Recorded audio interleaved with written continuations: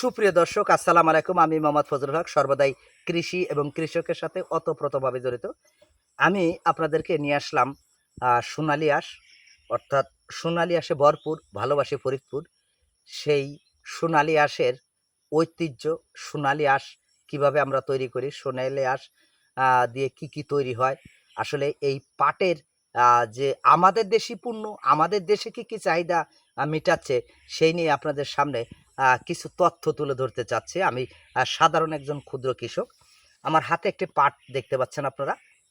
আমি সর্বপ্রথম এই পাটটাকে আপনাদের একটা অংশ আমি দেখাচ্ছি। সেটা হলো, আপনারা দেখতে পাচ্ছেন আমি একটা পাটের,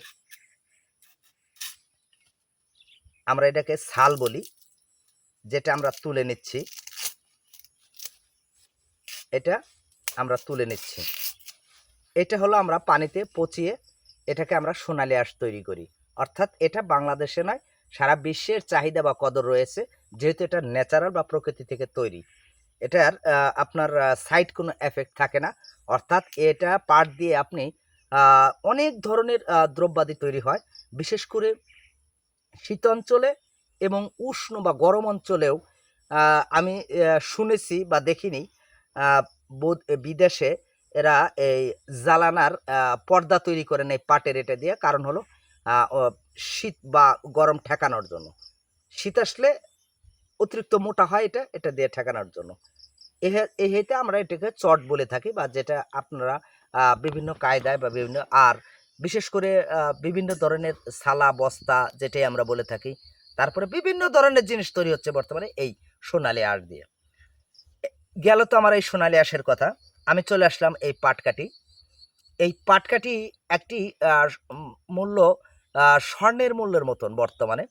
যেহেতু এই পাটকাঠি বাংলাদেশ নয়, সারা বিশ্বে আমাদের কালির প্রয়োজন আছে বা চাহিদার প্রয়োজন আছে। যেহেতু ফটোস্টেট মেশিনে আমাদের যে কালির প্রয়োজন হয়, পৃথিবীতে এমন কিছু পুরালে এই পাটকাঠির চেয়ে উন্নত মানের কালি তৈরি হয় না। বিশেষ করে চায়নারা আমাদের দেশ থেকে প্রচুর অর্থ দিয়ে এই পাটকাঠি ক্রয় করে তারা পুড়িয়ে এখান থেকে কয়লা তৈরি করে নিচ্ছেন বা কালি তৈরি করে নিচ্ছেন। যে কালি তারা বিভিন্ন মেশিনের মাধ্যমে প্রসেসিং করে সারা বিশ্বে ছড়িয়ে দিচ্ছেন। এই পাটকাঠি থেকে আমরা পেয়ে থাকি। আর বিশেষ করে বাংলাদেশে গ্রাম অঞ্চলে এই পাটকাঠি আপনার জ্বালানির চাহিদা মেটাচ্ছে বিভিন্ন কায়দায়। বিভিন্ন ফ্যামিলিতে যারা গ্রামে বাস করেন তারা অধিকাংশই গ্যাস ব্যবহার করেন না, তারা এই পাটকাঠি ব্যবহার করে থাকেন। পাটকাঠিটা দেখালাম, পাটেরটা দেখালাম। আর একটা জিনিস আপনাদের দেখাচ্ছি, সেটা হলো পাটে পাতায় অনেক ধরনের ভিটামিন রয়েছে, বিশেষ করে ফাইবার রয়েছে। এই পাটের ডুগাটা আমরা এভাবে ছিঁড়ে এখান থেকে আমরা এই পাটের পাতাগুলো মাঝে মাঝে শাক হিসেবে ব্যবহার করে থাকি, অর্থাৎ আমরা খেয়ে থাকি সর্বদাই। তা অতএব এই পাটের যে উপকারিতা আমি যতটুকু জানি বা জানালাম, ইনশাল্লাহ আশা করি সবাই উপকৃত হবেন।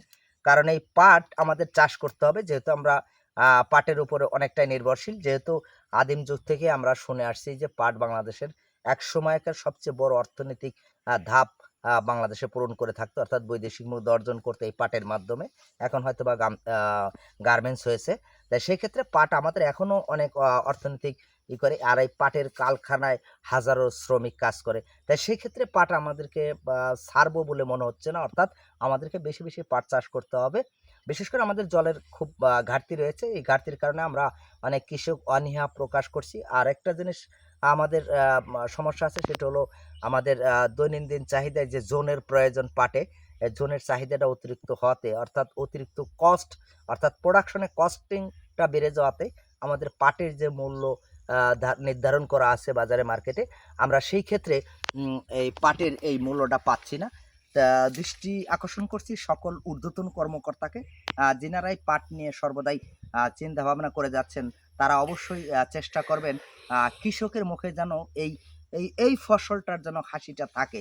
আশা করি ভালো আছেন, ভালো থাকবেন, সুস্থ থাকবেন কামনা করি আজ এখানে বিদায় নিচ্ছি। আসসালামু আলাইকুম ওয়া রাহমাতুল্লাহি ওয়া বারাকাতুহু।